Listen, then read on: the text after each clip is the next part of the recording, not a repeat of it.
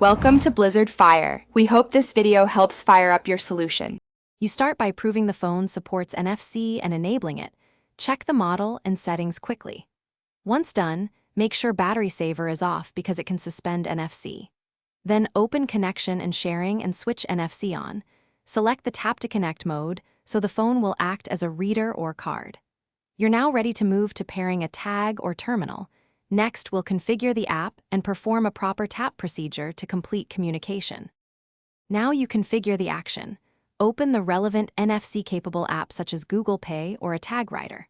Once the app is ready, position the Poco X6's NFC antenna, usually the upper or center back, close to the tag or terminal and hold steady for 1 to 3 seconds. The phone will detect and show a prompt. Authorize any payment or save instructions if you're writing a tag. If you need card emulation, select the virtual card and confirm, then test with another tap to verify. Finish by confirming the operation. Look for app confirmation, a transaction receipt, or the tag's stored data.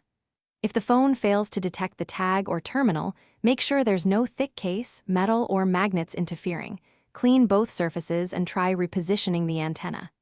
As a key troubleshooting move, toggle NFC off and on, reboot the Poco X6, and ensure system and app updates are installed. If problems persist, test with a different tag or terminal to isolate hardware versus. Thanks for watching. If you found this helpful, don't forget to like and subscribe.